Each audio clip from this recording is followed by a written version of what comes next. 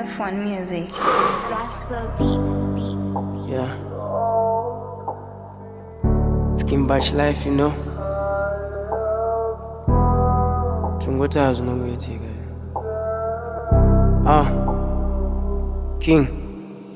Manungo sasa shamari nema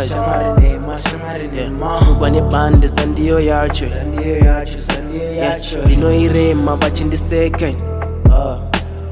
Tinozifunga zvinondirwadza pandinotimba ndopanosima aiwa boys aisimoswa kufama nembeda aisimoswa kupama ndidiga kurindira zvandakarima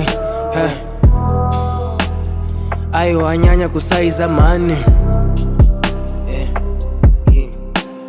vakandisunga vakandivenga vanondijamba pandinodona vakamboedza vakamboshinga vakambotiza zvinovadzoka man vakambotiza zvinovadzoka itai muende muri mafake pinda mupini muri matres chimbopfugama enda kuchechi makambozama zvinoita chete ungangowana asinganyepe vhurira vamwe ziso sedemba handimbozvide ndinokuvenga handimbonyepe ndinokuvenga King. Kero chipachi. Yeah. Rimwe timu rechingolonga dasikira zire nguvu iyo ishamwari nima. Fair. Unotofunga pamwe ma-likes ona apa. Brains yake angaitofunga kana kunokora kana tsoka. Fair ipapo. Ukaendera kana kwechikule mawani. Vanongosasa shamwari nema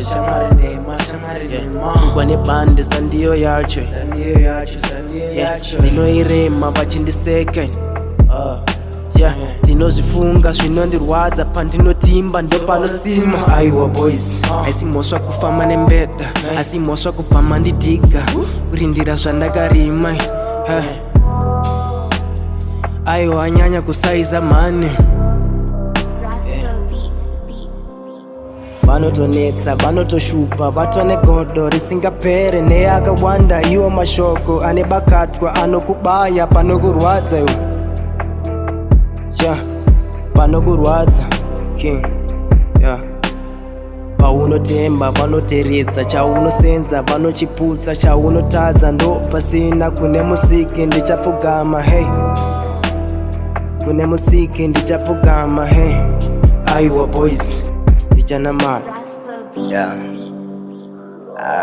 Tungutsvaka mwari aise. kune musiki baba Mawani. paipa Mawani. andambokudze Meno. Mawani. akudze But meno hawo.